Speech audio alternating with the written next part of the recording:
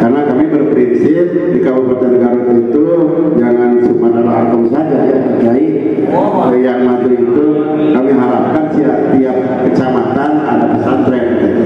Karena dengan adanya pesantren di tiap kecamatan itu salah satu indikator kemajuan Muhammadiyah yang ada di Kabupaten Garut khususnya umumnya di Indonesia. Kegiatan usaha di pesantren.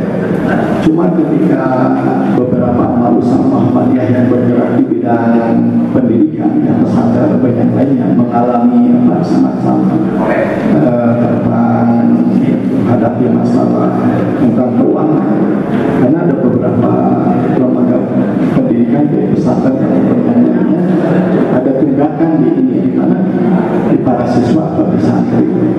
Ini dalam webinar tingkat nasional, saya waktu webinar dengan Gontor dan webinar dengan Cidokiri, pesantren Cidokiri yang sudah 300 tahun, saya sampaikan apakah ada solusi, karena tiap tahun itu semakin tinggi anak belajar, semakin mahal biaya waktu sanawiyah berbeda sudah tentu dengan aliyah, tapi bisa nggak semakin tinggi itu justru biaya semakin murah. Yang saya amati peran pemerintah ataupun dari legislatif yang berkaitan dengan pendanaan dari pesantren itu sampai sejauh mana?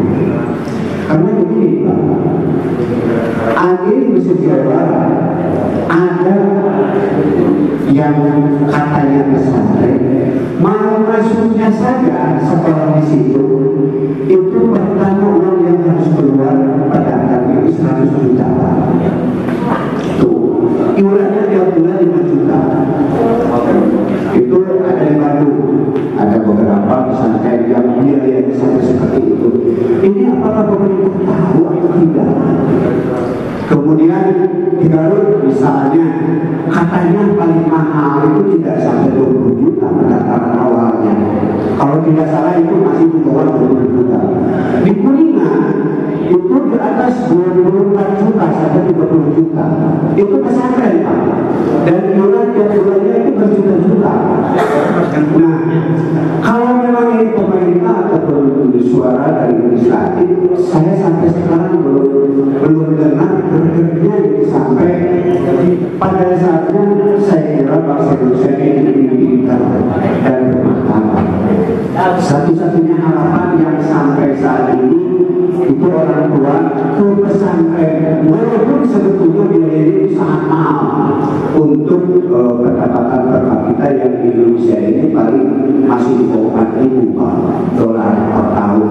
Jadi ini bagaimana kita? Jadi bukan hanya sekedar sosialisasi aturan, tapi harus ada langkahnya. Terutama dari PAN. Dipertanyakan oleh Bapak Mudir dan juga Bapak Kepala dari Epagojot terkait dengan legalitas perizinan yang dikeluarkan oleh pemerintahan Kementerian Agama terkait dengan izin pesantren. Untuk hari ini terkait dengan izin pesantren tidak sama dengan izin yang dulu. Kalau izin pesantren yang dulu itu diterbitkan oleh pemerintahan Kabupaten Garut. Kalau hari ini itu murni langsung diterbitkan oleh Kemenag Pusat. Jadi untuk mengaksesnya hari ini tidak begitu langsung mengajukan proposal lalu datang ke Kemenag, tetapi langsung online.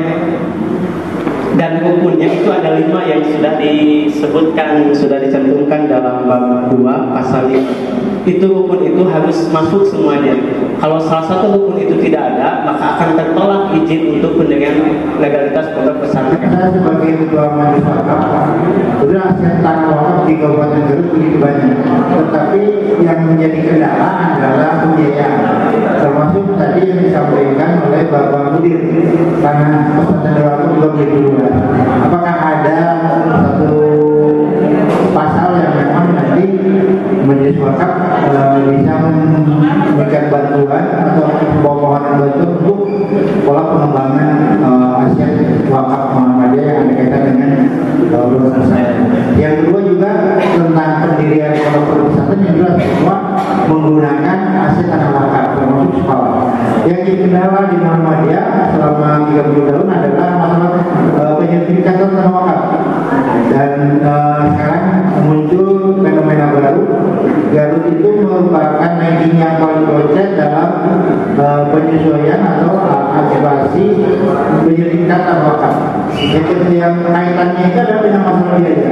Apakah bisa berbeda dan sebagainya? Karena Muhammadiyah Jawa Barat paling banyak penawarannya. Apakah bisa Muhammadiyah Barat atau Muhammadiyah nanti minta bantuan pemerintah untuk biaya penyelidikan. Yang kedua, masalah tanah-tanah yang memang banyak digunakan oleh pesantren tapi kemanfaatannya kurang. Nah, yang kedua mungkin ada solusi dari perda itu bisa menjadi pertemuan revitalisasi pertanian untuk program tanam pangan. Saya Abbas dari Pondok Pesantren Al Amin Kadungora Barat. Itu ngomong ada media yang liput di Al Amin itu, Pak. Al Amin itu berdiri 2012 dan izin operasionalnya turun 2015. Sampai hari ini baru tahun 2020 itu memiliki informasi bahwa pesantren yang legal itu harus ada emis dan sebagainya. Jadi dalam hal ini kurangnya informasi dan akses dari pemerintah, Pak, khususnya dari pemerintah kabupaten. Beberapa tahun ke belakang saya mengurusi, malahan pondok pesantren kita itu sudah dianggap karena tidak update katanya, dan itu juga tahun itu dari pesantren sebelah, sehingga saya langsung berkunjung ke pemerintah, ke Kemenang, didamping sampai turunnya yang baru, izin operasional dan statistik itu yang baru.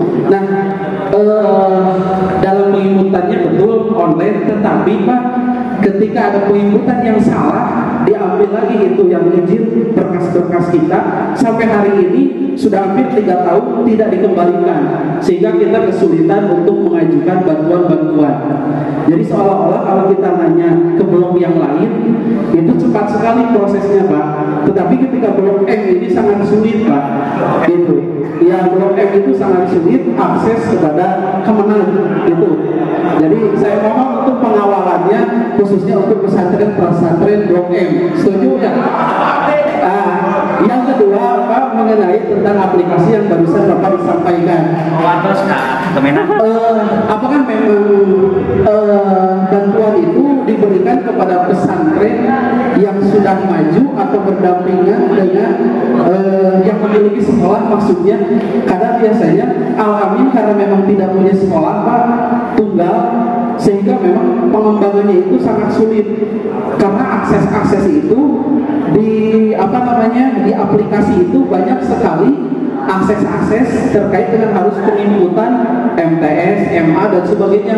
Kita kan belum punya lah. Itu bagaimana gitu. Jadi aplikasi itu tidak sesuai tidak merata dengan pesantren yang tidak memiliki sekolah, sehingga memang mungkin bisa menjadi masukan juga. Apakah memang dalam persyaratan pengajuan itu bisa disederhanakan atau mungkin bisa dimaklumi terhadap pesantren apalagi yang baru maju atau baru berdiri dan dia belum memiliki sekolah khususnya seperti itu.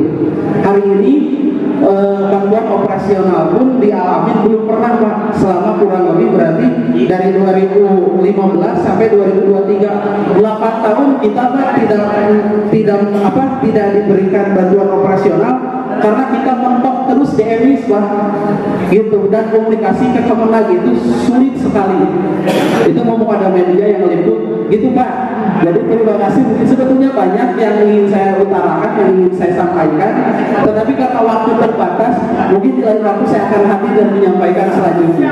Nah, yang jadi permasalahan hari ini di Muhammadiyah itu tidak ada satu misalkan terkait dengan pemberdayaan ekonomi di pesantren. Tidak ada satu kader dari Muhammadiyah yang masuk di wilayah pendampingan tersebut. Sehingga kemudian itu kalau melihat dari informasi yang saya serap dari teman-teman sebelah, ternyata pendampingan OPOK itu sangat betul-betul efektif untuk meningkatkan kewirausahaan dan ekonomi pesantren.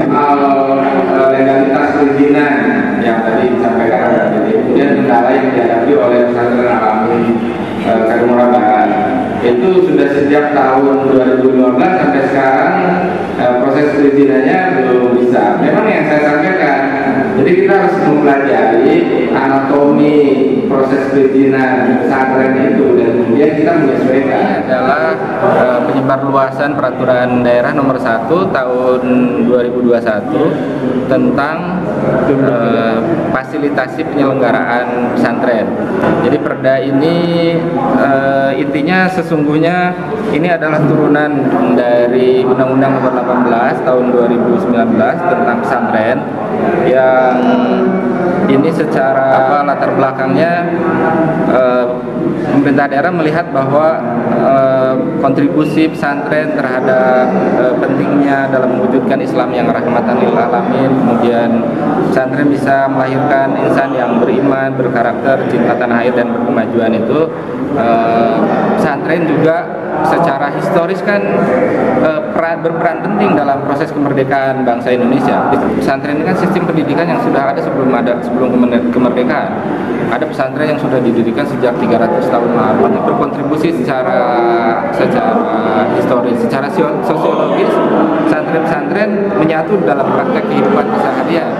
Jadi Jabar Juara, Lahir Batin, kemudian Visi, Garut, Maju, Takwa, dan Sejahtera itu sesungguhnya ada kontribusinya dari pesantren.